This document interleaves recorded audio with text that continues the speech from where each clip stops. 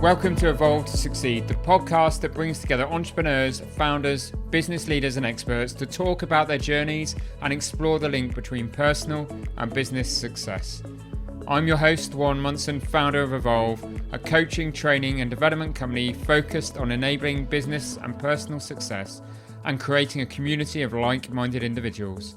Whether that be through our peer groups, one-to-one coaching, our training and development programs for you and your teams, or through our content and events, our mission is to get the best out of each individual and inspire them to be better both in life and in business. If you want to learn more about Evolve, including our beautiful co-working space in Ashley Cross in Poole, then please go to evolvemembers.com, where you'll find great content, insights, details of all of our services, and also information on our forthcoming events. For now though, let's get on with the show.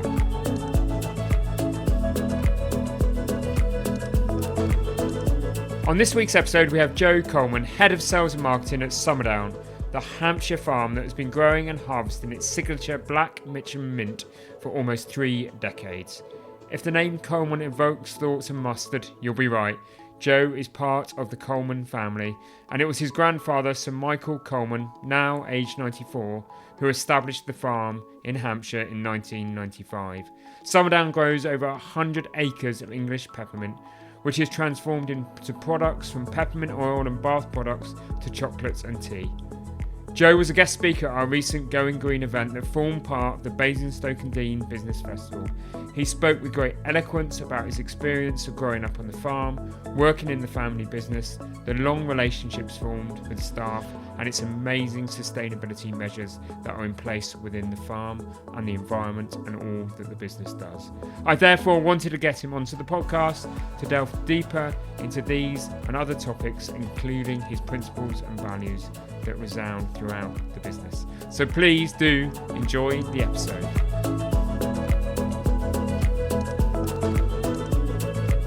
I'm looking forward to our conversation about all things family business, things related to mint, things related to farming. I think it's going to be quite a wide-ranging conversation. But Joe, for our listeners, perhaps you could start with telling our listeners a little bit about the history of Summerdown Farm and how it came to be renowned for Black Mitcham mint.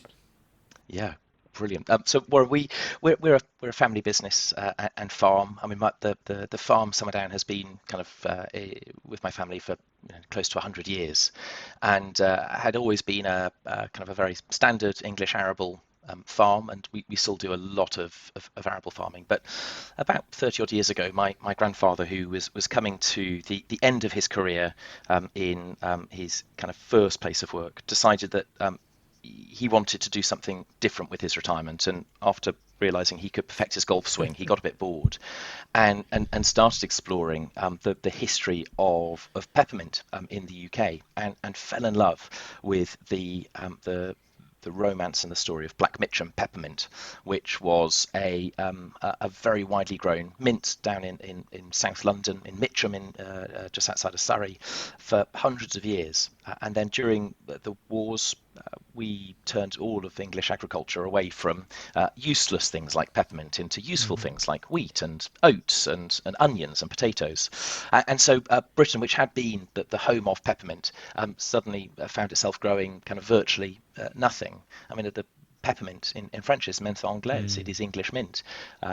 Peppermint is where the Romans first found, England's where the Romans first found peppermint. And so this whole kind of romantic backstory of peppermint led my grandfather to explore what mint was growing was looking like, and found that Black Mitcham had actually been taken by some farmers in northwest America, Washington and Oregon. And so we went over, we got some cuttings from some kind farmers, and we brought some back to our farm in Hampshire, and started with just a few cuttings which we propagated in my grandparents' kitchen garden before planting that into the corner of one of our fields about the size of half a tennis court.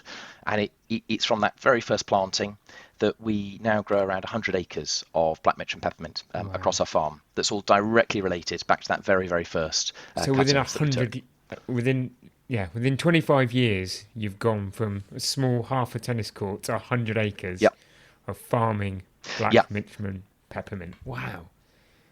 That's right. Yeah. So it's been a huge endeavour from our master of mint, Ian, who's been working with the family and on the farm for over 40 years, and he's really perfected the art of growing a very fickle plant. Because you might think, oh, it's like my garden mint. I put it in and it spreads like a weed.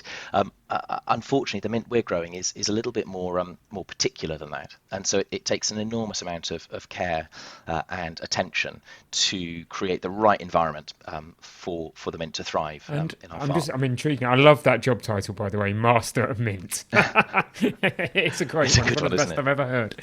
Master of Mint. But I mean, is it a normal farming process?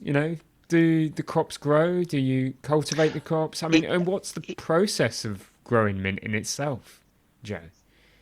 Yeah, so it is it's a normal perennial crop. So we plant the root structure down. So we transplant the roots, or we've worked with a nursery to produce some plugs for us from our own stock. So they're helping grow a little bit more. We put that in the ground, and that we hope will stay in the field for 25 years. So we took out just this autumn the very last mint from our original peppermint field, and so that the field that we were growing the mint in last summer had been connected to the mint for the entirety of its life, and so it really is a strong story. Wow. And you then take the mint and you produce products with it? And do That's you right. sell to other users of mint? Or, I mean, what's the kind of business model cycle that goes alongside the farm, Joe? A whole range. So when my grandfather and Ian started off with this wild idea of growing peppermint, the thought was it would be like every other crop we grow on the farm, that we grow it, we grow it really well, we process it, and then we find an end user that we sell the ingredients to. It turns out that the mint that we were growing had such a specific and particular flavour that nobody wanted it, because it would transform the taste of their existing product too much, and they were quite happy with their existing mint that they were buying. So my grandfather, and we might touch on this later, had a background in products and kind of FMGC brands, and so decided that we would then market it under our own name. And so that's when the Summerdown as a brand was formed. Before then, it was just the name of our farm. And so we started off with a peppermint cream to kind of reminisce of that Victorian classic of the chocolate peppermints. And so we found a fantastic family company up in north of England, who we still work with today, to develop and produce a chocolate peppermint cream. And so that was the first product we sold, and is still our bestseller. But we've now got a range of 30 odd products that range from chocolates and teas to products for your body, for the bath and for the home. Wow. And so we're selling a whole range of consumer goods, but then we're also selling the raw ingredients now, because we've got such a strong product that Black Mitcham, as I say, is direct. Everything we grow is directly related to the very first planting, which means the mint that we're growing has got a specific flavour that is quite unlike anything else. And so we're delighted to work with a number of fantastic brands who want to celebrate the best of English flavour with our peppermint. So a great one is old boss of mine. We started talking a few years ago, and we've collaborated now. And so Jude's Ice Cream, who are a brilliant Hampshire ice cream producer, making the world's best ice cream. I can kind of guarantee that. So we've collaborated, and they've created a phenomenal dairy-free mint chocolate ice cream that will honestly blow the doors off any other mint chocolate out there. It really is an extraordinary ice cream. So it's brands like that we also get to work with because of our kind of growing practice. But that must make your business a very complicated business, Joe, in that you're farming, so you've got all Yes. of that, those concerns and everything, the issues that come with farming. But then you're also developing product. You're developing product with others. You're reliant on a broad church of Yes. consumers to buy the end product. Yes. The challenges must be huge. I mean, even within the last 12 months, what do you think some of the biggest challenges the businesses and the farmers had to overcome, Joe?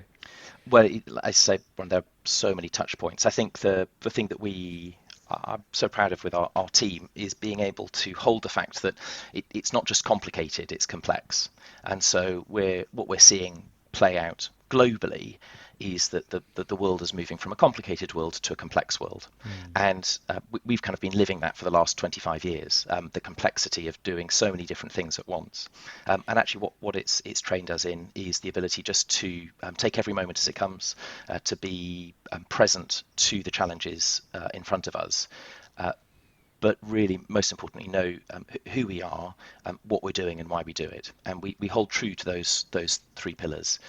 We make good decisions, and the winds of the world may be buffeting, but we know who we are, we know what we're doing, and we know why we're doing it. And that's been a very simple mantra, but it holds sway for us. It makes making, when you've got that context, haven't you? You've got that sense, I'll call it a sense of purpose with all of those attributes. It just makes contextual decision making so much easier, doesn't it? Yes, I mean, whether easier is the right word. Well, you kind of know the it gives us a decisions you should framework. be making. You should know the Yeah. decisions that you should be making. They may not be easy decisions, and Yes. the implications of those decisions may not be easy to implement, and there may be challenges. No. But at least you know you're being consistent. Yes. Yeah. There's a framing. There's a framing of our decisions, Yeah. which does help. But it's true. You know, the problems we're facing. So we've seen close to 100% inflation on on farm inputs this year. You know, fuel doubled in price. Our fertilizers almost tripled in price.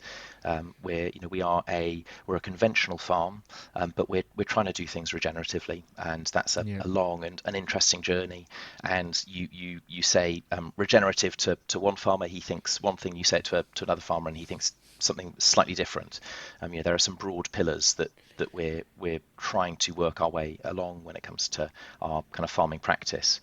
But I'm aware that this is a business podcast and not a farm podcast, so I probably won't go into too much detail if unless you really want me to start talking about soil health, Warren.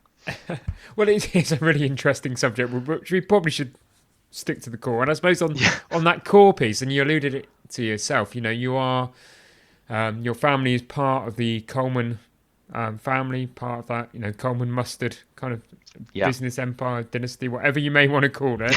And perhaps could we just, for our listeners, just play how that played out into the early parts of farm and the story, just to put it into context, Joe? Yeah, so I suppose my family have always been drawn to kind of bold flavors. So go back a few hundred years, it was mustard, and so my great grandfather was growing mustard in Norfolk outside of Norwich, and developed the Colman's brand. And for its time, Colman's had a really interesting kind of backstory, both from the branding of a product, so putting marketing on their tins.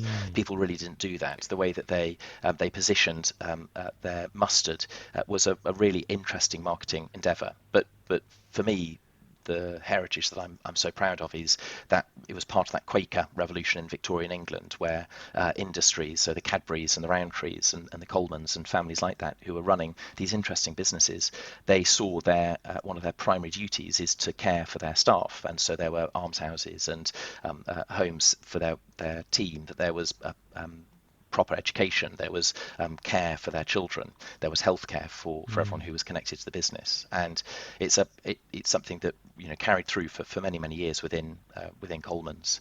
And so my grandfather was the last member of the family to run the business, so he was chairman of the Colman business up until the mid 1990s, and saw very sensibly the way the wind was going, that you couldn't run a business like Reckitt and Colman, which had hundreds of products in dozens of categories, as a family business.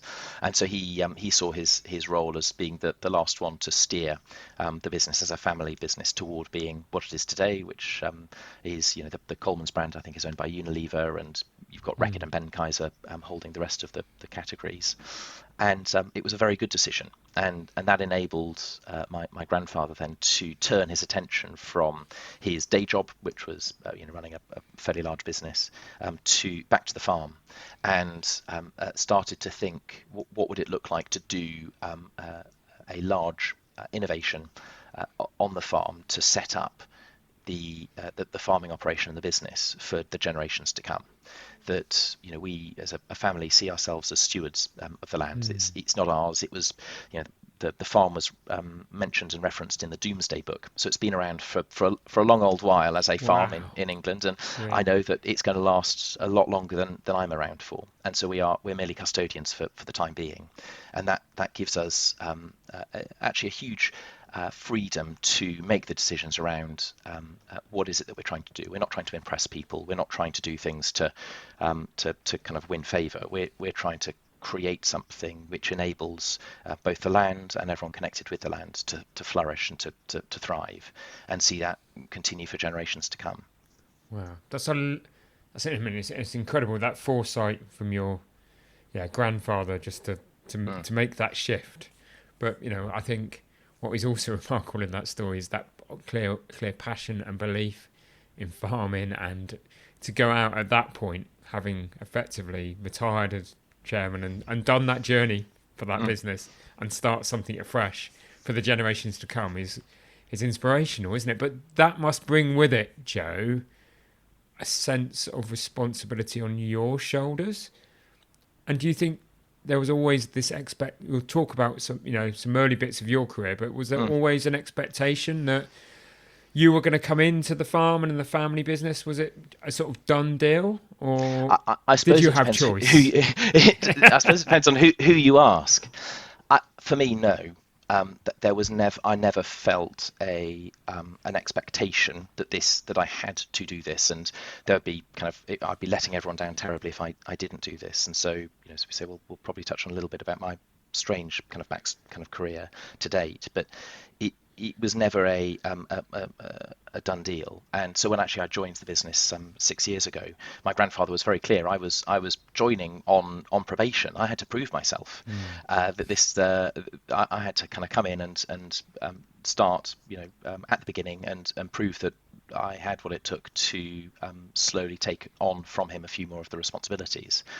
It's taken 6 years, and he's starting to let me have a little bit more of of an input, which is very kind of him. But he rightly reminds me that he has quite a lot of experience, and so there was no expectation. And I think that again goes back to the kind of family values that we have, which kind of wonderfully is rooted in love. And so it's a real joy to be able to work with my grandfather, and that being a loving relationship, and realizing that actually for a lot of time we don't really talk about love in business, but it's something that I kind of think quite a lot about. I not only from a subjective, I want my customers to love what we create, because I really think what we do is exceptional, and I really, really am proud of what we create from the farm.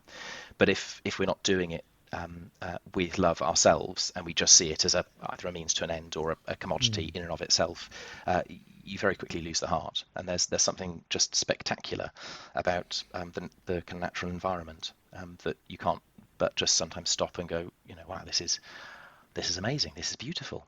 Yeah, so there must be days when you're on the farm and it must be just such a privilege to be in that natural environment. Yeah, every day. And I especially after the dry winter summer we had, even when it's pouring with rain, joy in the heart. But it's yesterday there was the sun kind of catching the cobweb just on one of the buildings, and it is just an extraordinary beauty that we again get to interact with as being a farm-based business. That the natural environment is an extraordinary and precious thing, and our kind of driving mantra, one of our core values as a business is to see the environment come alive, and so we want every touch point of our business to be actively enhancing what it comes into contact with, rather than degrading. So Warren, when I know that we first met, I mentioned a few kind of different poets, Yes, and I enjoy poetry. So one of my kind of favourite poets who had a great impact on me talked about how there are no unsacred things, only desecrated and sacred, and that fact that there is no neutral. We're either building into the beauty and a joy of the natural environment, or we're degrading it. And so we're always thinking, how can we do what we do better? How can we do what we do in a way that actively enhances the environment that it is situated within? And I mean, that was, when we first met several weeks ago, you're a speaker at our recent kind of Going Green event, which was part of our Basingstoke Business Festival. And it was that passion for the environment and what you could do on the farm, and leaving it in a better state than, you found it, as it were. And that has also led you to become a certified B Corp, hasn't it?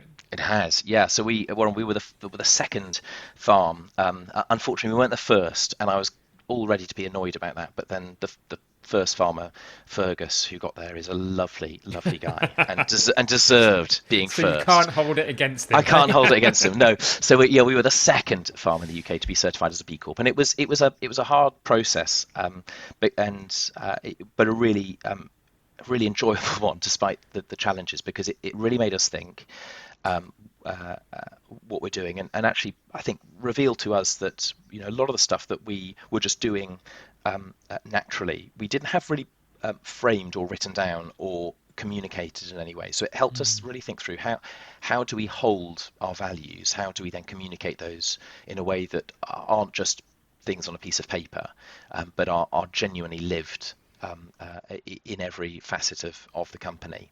And working also with B Corp, they didn't really know what to do with us as a farm. It's a complex, for, you said earlier, It farming comes back is to that complexity again, it doesn't comes it? like, It's not yeah, it's not straightforward. straightforward. No, and they were brilliant at working with us on trying to find quantifiable and objective measures which could point. I can say nice things about the farm, and I could wax lyrical about what we're doing, but that's just my word. How do you quantify that? And so they were very patient at working with us, finding benchmarking processes. So, as a farm, we're not just a B Corp. We work with the RSPB's Fair to Nature scheme. So we were one of the founding members of the Fair to Nature farming that RSPB run, which is brilliant. We're LEAF certified. We work with Red Tractor and the Soil Association. We do the big farm day bird counts. We're involved in so many different little organisations and big ones. So we're doing a huge project with our local water board on making sure that the water that North Hampshire is drinking from the aquifers is as healthy for them as possible. And so working really closely with the water board on what long-term, 50-year water safety looks like, and all of those touch points we were doing because we wanted to do it. We didn't angle our marketing around it. We've actually only really started talking about it in the last few years. It was just the right thing to do. And was it always something that, when your grandfather made this transition into the mint business, that the farm was always very green, or is it something only in latter years, now the business is established, that you've turned towards? No, so Ian, our Master of Mint and farm manager, he's always taken this approach. So his wonderful saying is, I just always want to leave the farm in better heart than I found it. And so, like I say, he's been with us for 40 years now. And the farm really is in better heart than when he first came. And there are what's so exciting about this moment in farming, and it's true for most business, there's a huge amount of innovation and change going on at the moment. And so there is an opportunity for us to continue down this regenerative path that we've just been kind of slowly and quietly doing. It's why, again, we talk about ourselves being a regenerative business rather than a regenerative farm, because there's still so much kind of developing language around regen ag. But when it comes to being a regenerative business, it is back to that principle. We want every touch point of our business to be actively enhancing the relationship that it's connected to, whether it's with suppliers or customers, whether it's with the land or with our consumers.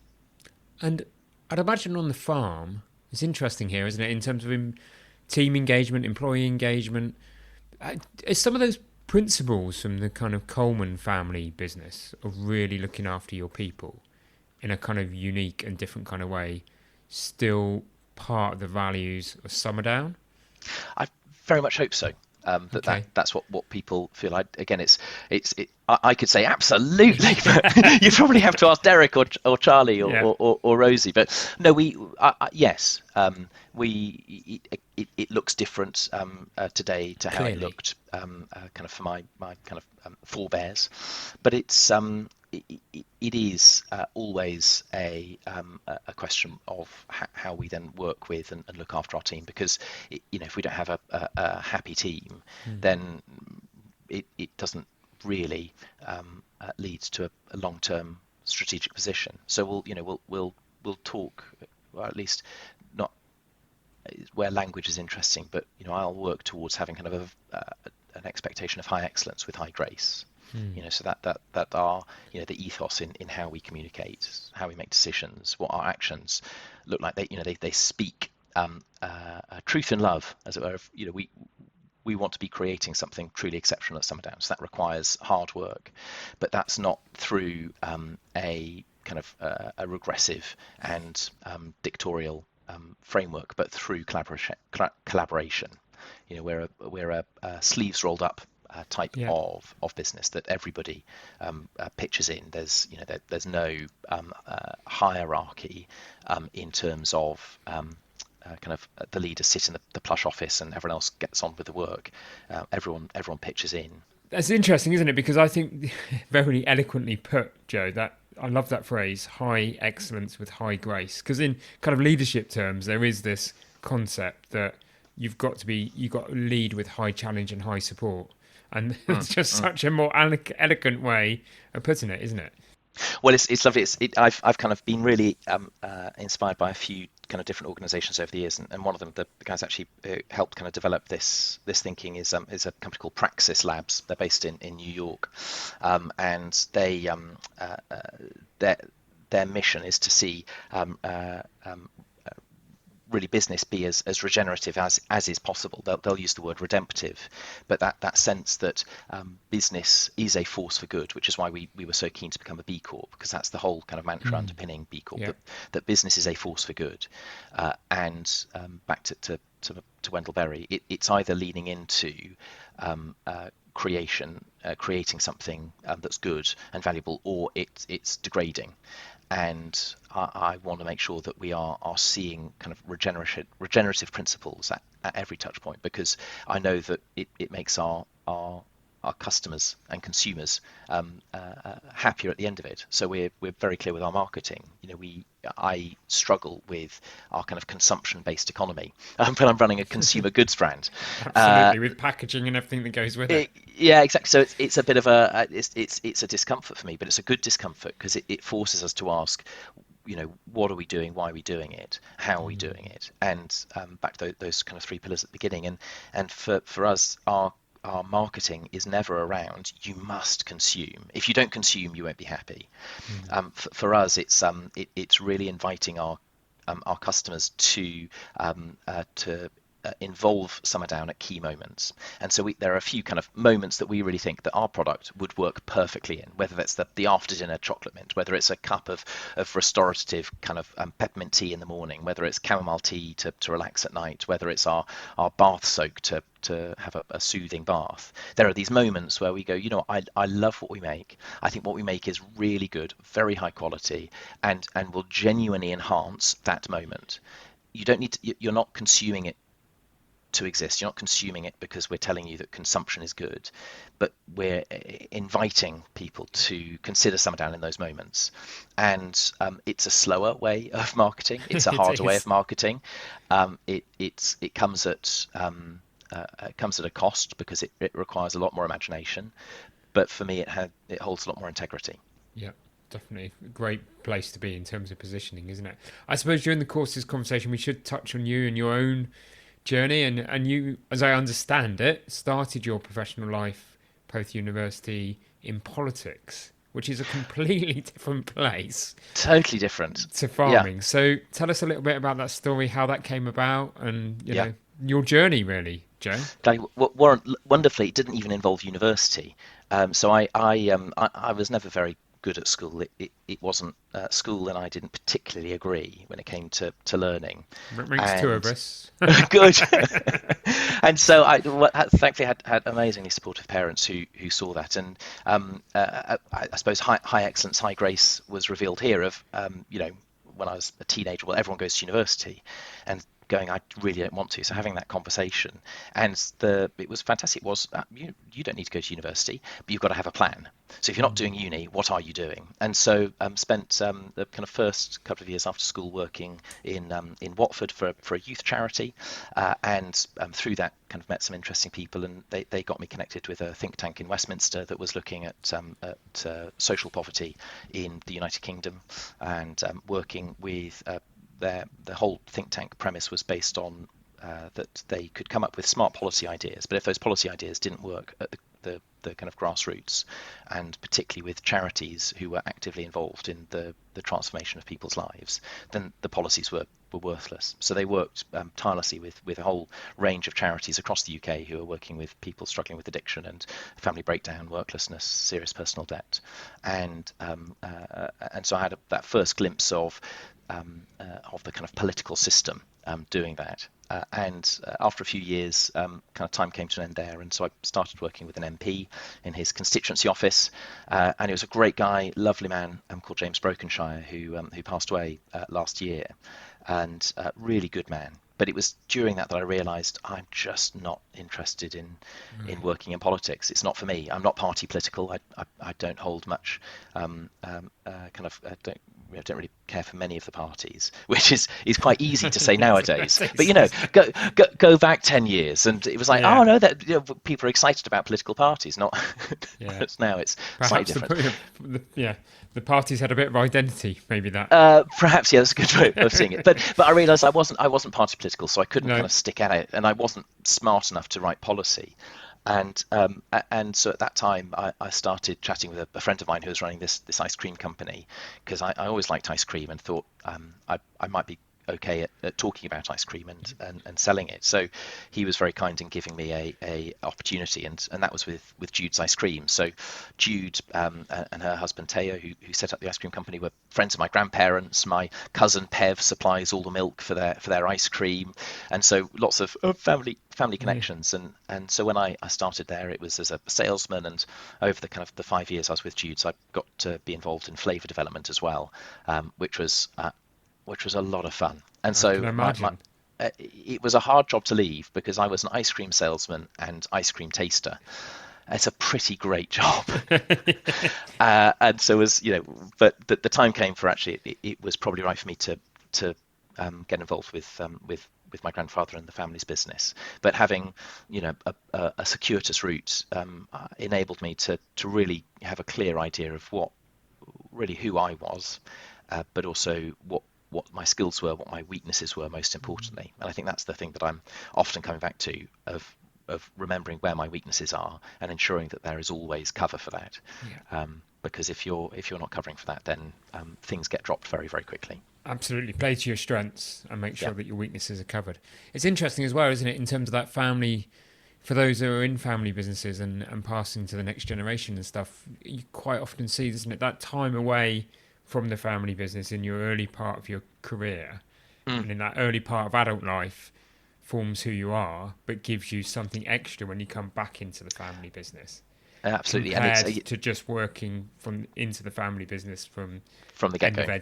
From get-go. It does make a difference, doesn't it? It does. And I think especially because I was never really expecting, it was only after I started working with Jude's for a couple of years that I thought, oh, I quite like food, and I quite like selling food, and I quite like talking about food and eating food, and it's a fun sector to be in, and particularly in Hampshire we've got just some of the best producers, and we've got an amazing collection through Hampshire Fair, which is run by a force of nature called Tracy Nash, and so we've got such an incredible story to tell in Hampshire of being we're often seen as a bit of a route through, so people travel through Hampshire to get to other places. But Hampshire is such a special place, and so falling back in love with Hampshire, with the farm, with what we were producing on the farm, and being able to kind of come at it with a fresh kind of set of eyes, I think has enabled us to innovate even further than I think we even, or at least my grandfather probably thought possible at the very beginning. And it's only because we've got an exceptional team who are all equally committed, and it's where those values of being stewards and custodians come into play because it's not ours. What we're creating doesn't have it's not about ownership. It's about being facilitators to see people with skills and talents and dreams and passions to be connected. And like I was saying, one of our core values of seeing the environment come alive. That's not just about the green and the kind of natural environment. It's about our human environment. We want people to thrive when they're working with or connected to Summerdown, and that's something that I was able to see done really well at Jude's, and try and bring that in even further. That was being done incredibly well before I arrived, but take it to that hopefully next level. Brilliant. And again, I suppose that brings that conversation around to legacy, and I suppose that means that I should ask that inevitable question, in terms of both the business and in terms of sustainability. What's your vision for Summerdown for, say, the next 10 years? 10 years is too short. I'm thinking 50 years, Warren. I'm kind of. Okay. You're thinking true legacy. Yeah, so we're working through a kind of a 50-year kind of plan at the moment. But I'd say that Summerdown at its core is a regenerative business where growth for us is never at the expense of people or place. And we think very specifically about place because in BCorp talk there's the 3 Ps of profit, people, planet. And so are you environmentally friendly? Are you doing it well with people? And are you a functioning business generating a profit? For me, it's not. Planet is vitally important, but I am so very blessed to have a little postage stamp corner of the planet that we are directly responsible for. And so my duty and the responsibility we have at Summerdown is to care specifically for this specific place. And I think we live in a world now which is trying to erode our through overconsumption, trying to erode our connection both to place and time, that we want to be moving far faster than is actually doable, and we want to be moving to different places all the time. And actually the farm is a wonderful grounder that we are placed both kind of through time and place in space in a very specific place. And so it's the regenerative principles for our business is that growth will never be at the expense of the people we work with or the place that we're working on. And we want to be an enterprise which creatively restores.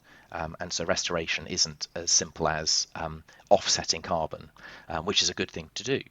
But the better thing to do is to find ways to decarbonize. The better thing to do is to creatively restore. And so it's a kind of where do we want to be in 50 years? It's not completed yet, so I can't give any spoilers. But ultimately, it's to be doing a similar thing, and it's to be here in 50 years, and it's to be working in 50 years. That this isn't a brand that we're trying to get quick growth to get acquired and to move on to the next thing.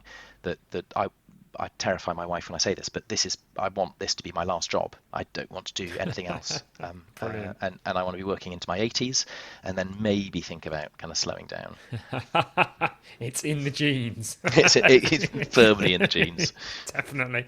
And I think you might have therefore started to touch on it, but if you just think about yourself, and it's kind of a question I always end with, and I'm quite intrigued here, is just from your definition of personal success. Go away from Summerdown and the business and the family. Yeah. If we talk about what does success mean for Joe, what's your personal definition of success?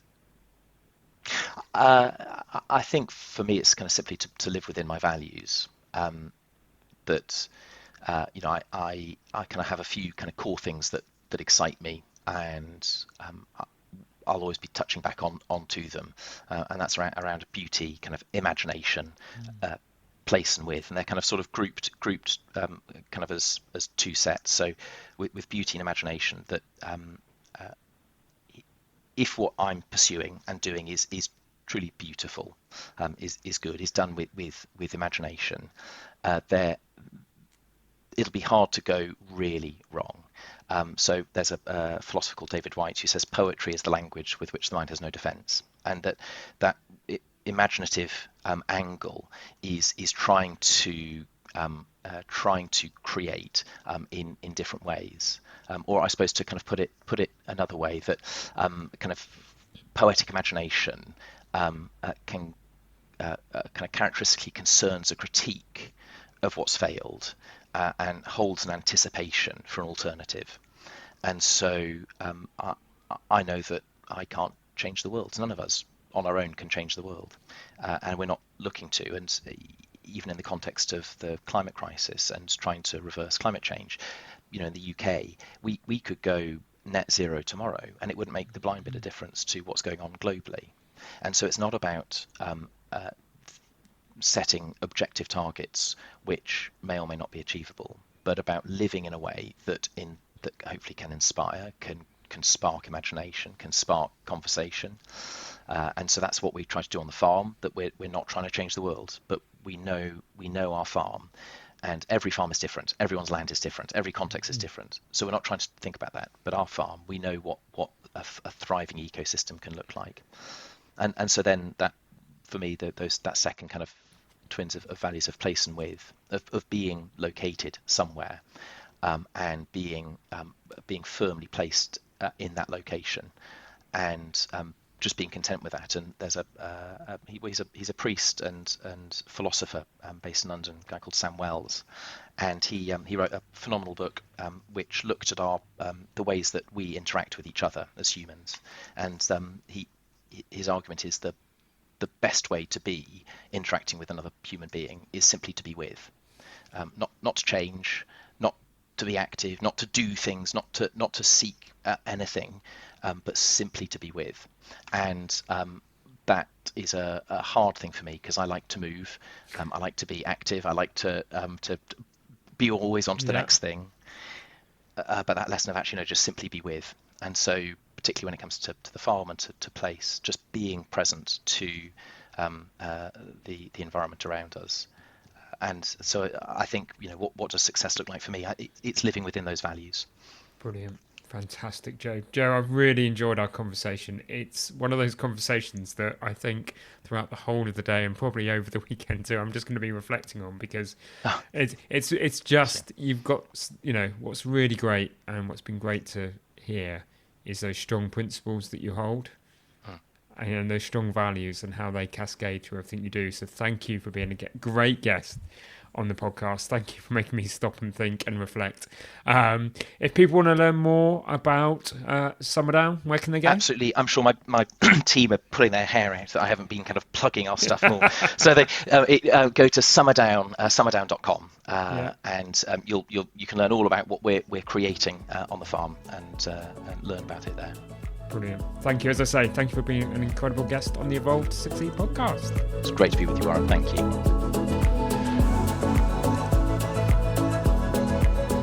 Thank you for listening to the Evolve to Succeed podcast. My hope with every episode is that you've learned something new or heard something that challenged your way of thinking and further motivated you on your path towards becoming a more knowledgeable, informed and inspired individual and business leader.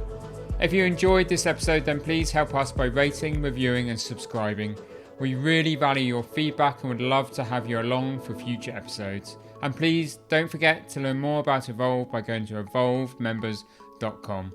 Thank you for listening. See you next week.